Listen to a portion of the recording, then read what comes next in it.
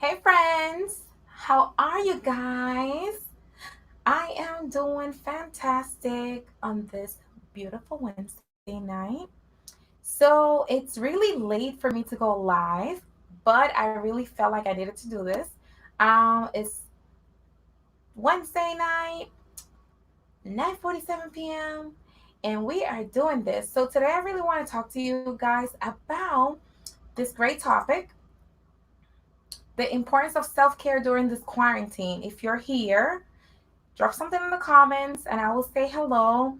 So I really want to talk to you about this topic because it's an important topic um that we really have to be mindful about during the quarantine, right? So practicing self-care isn't always easy for many of us for many reasons. But most importantly, oh, my internet is not the best right now. But most of us are either crazy busy, we have stressful lives, we have stressful jobs, or we're just too consumed with technology to make time for ourselves.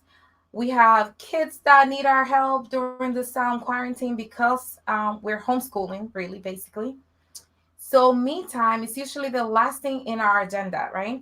For many of us, women just like males, right?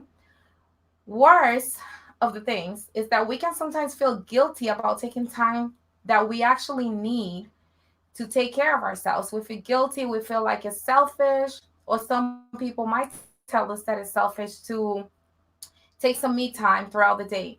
So, getting started with self care can be very challenging. So, this is why I wanted to touch on this important topic. So let's define what self care is, right? So self care is just the act of practicing taking care of yourself, mind, body, and spirit, right? The practice of taking an active role in protecting your own health, your own well being, and your own happiness. So you're probably wondering why this topic, why is self care so important? These are some of the things, or some of the benefits, or some of the things that you can avoid if you take care of yourself, right? You can avoid you can avoid burnout, you can be more productive at home, at work. You're going to have more patience when your kids are acting up, right? When they're pushing your buttons, when your kids are having challenging behaviors. And there might be kids, let's say a 2-year old, that, they are challenging sometimes and the behaviors might not be the best, but they're like natural behaviors of a 2-year old. But if we're stressed and we're not practicing self-care, we don't have patience to deal with those little behaviors. um Practicing self-care actually makes you feel happier in your life and less stress.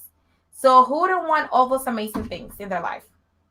So what can you pour from an empty cup? Nothing, right? You can't pour from an empty cup. And that's pretty obvious when it comes to that analogy. When you see that cup and it's empty in your head, you're like, yeah, I can't pour from an empty cup, right? But no, when it comes to self care, right?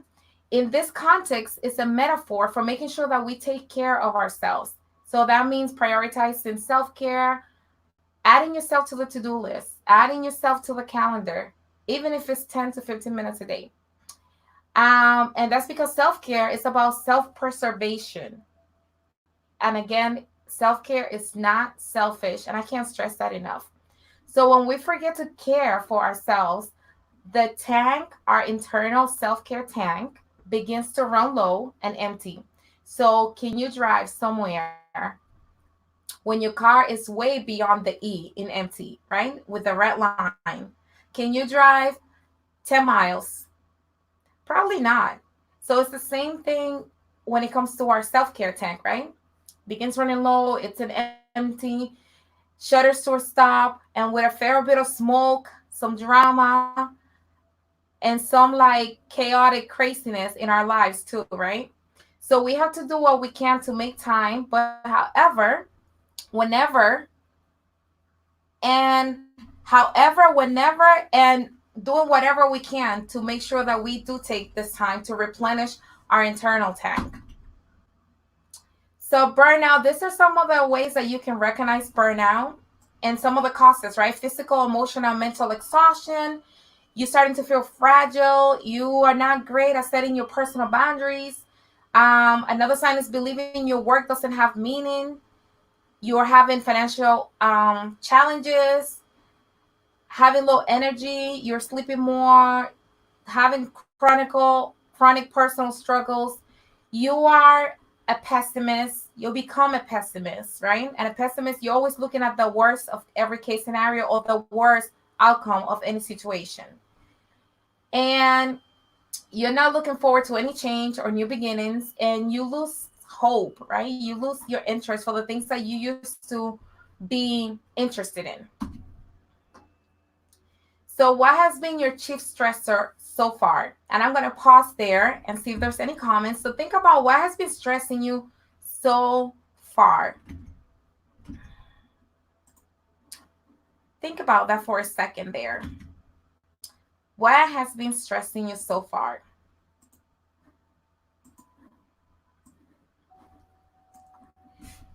So, when you think about that, what has been stressing you so far, now think about these tips that I'm going to share with you, right? Because more than ever, self care should be at the forefront of your mind. And in just a few simple ways, you can work it into your time spent at home. And I know it's easier said than done because, we all struggle with self care, including myself. So it's totally normal to feel afraid, to feel stressed during a pandemic or an outbreak like we're experiencing now. But taking time to step away from the noise and focus on yourself can actually help you ease those feelings. And I'm going to give you some tips, and hopefully, these tips can help you. So, some self care tips: make time to unwind. So, what I mean by that, make time for projects that make you happy. Not like doing laundry, let's say, but things that you were looking forward to. For example, I have a client that was looking forward to writing a book. So, make time for those projects. Write a piece of something every single day if you can. I have another client that her biggest struggles right now is completing her website. So her self-care tip is like work on your website for maybe 20 minutes a day and leave it alone, because then when she works for longer than that, she gets really stressed and overwhelmed and it doesn't go as planned, right? So make time to unwind. You can either spend time reading, you can write if you like writing or journaling. If you like decluttering, painting, meditation, doing yoga, whatever it is that you enjoy. If you like to cook, plan out your next few days of meals and cook healthy dishes for yourself. Everyone in your household can help you. And this is going to bring you some kind of like fulfillment and joy. You're going to be bonding with your kids and other family members if you have other family members in the house. And this will also challenge your creativity and help you fight boredom. If you're bored, but if you're sick, leave the cooking for someone else, okay? Don't That wouldn't be self-care if you're sick and you still want to get up and cook for other people. So the next one is exercise to promote good health, right? And if you're stuck in the house, take time to move around a little. If you have 2 floors, go up and down the stairs. That's what I do. I try to go up and down the stairs as much as I can. When it's nice out, I do try to go for a walk within the neighborhood. Um, Again, we're practicing social isolation, but it's also a great tool to managing anxiety and stress. When you're stressed, when you feel your anxiety kicking in, going outside and taking a fresher breath air helps, and just being active helps with your anxiety and when your stress level. The next one is be mindful to support your immune system. So, what I've been doing to support my immune system, besides meditation, I've been juicing. I've got a new juicer. Thank you, Amazon, for that. And I've been doing beets, carrots, and oranges with tiny little bit of sugar. And I drink that in the morning. That's like my morning energy drink, and I love it. I'm full of energy. It's a healthy drink, but that's just one way, right? That you can um, be mindful how to support your immune system.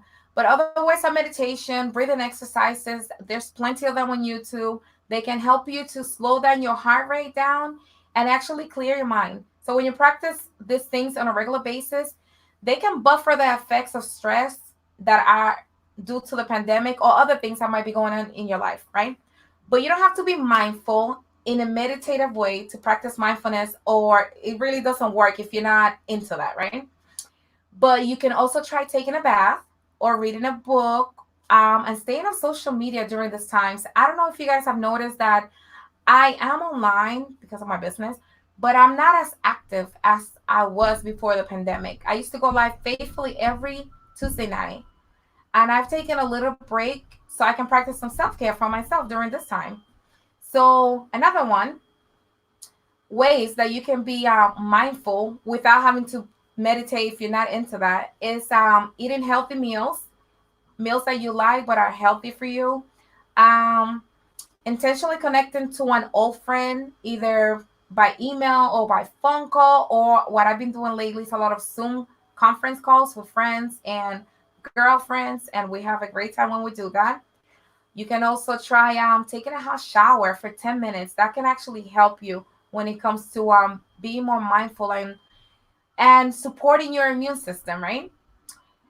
The next one in the list is take breaks from the news. So take break from the news, and social media can help you distance yourself even a little, even though we're practicing social distancing, but even a little from what's going on and avoid getting overwhelmed, right? When you're spending a lot of time doing the same activity like scrolling social media, Instagram, even LinkedIn, you're automatically removing yourself from the me time that you can invest in, right? And you are putting yourself in this negative energy. Yes, you need to be informed of what's going on, but to a limitation, right? Not just scrolling social media and feeding off of what everybody that seems to be a reporter now has to say about the pandemic, right? And getting more worry and more stuff about that. So the next one is remind yourself why, right? So remind yourself why you're practicing isolation or quarantine, whatever you want to call it. It's really to keep not only ourselves safe, but our other neighbors, right? Our neighbors, our first responders, our kids. We want to keep them safe too. It's really to you're isolating yourself for the greater goods, right? So you are making a small sacrifice in order to benefit the community, to benefit the world. So make sure that you thank yourself for doing such an honorable and selfless act of being at home and only stepping out when you really, really have to, right? And I know it gets tiring. You could feel depressed. I have a couple of people reach out to me, and this is one of the reasons why I wanted to do this live. They reach out mentioning that they were feeling depressed. Like there's a lot of dark days now. Um, they weren't sure how to deal with the isolation because let's say maybe it's someone that lives at home by themselves or someone that lives at home with a toddler by themselves.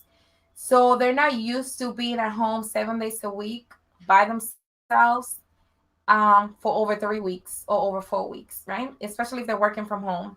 So they have the pressure of working from home. They have the pressure of a 2-year-old running around. And even though we love our kids, we know that as moms, as parents, we all need some me time. And that's hard to do if you have all these other things add on to your plate. So make sure that you thank yourself for doing such an honorable act, a self act of kindness by staying at home and keep your mind busy as much as you can possibly can. And then I wanted to tell you about this, but this didn't come up. So I wanted to tell you about picture didn't come up for some reason. I wanted to tell you about the 7-day challenge that is coming up. I will post the link here at the bottom. So if you want to learn more, I was going to say tricks. If you want to learn more tips and techniques on how you can practice self-care during the quarantine and even after the quarantine, you have to join my 7-day challenge that is coming up on Tuesday. So the way that the 7-day challenge works, I know some people have asked me like, is it online? Is it a live like this today? Actually, it's a 7-day challenge and it's all happening via email. So all you need is your first name, your email address, and you're gonna get an email from me during those 7 days with tips and strategies on how you can practice self-care. And I will also go live maybe once every single day just to touch more on the topic of the day.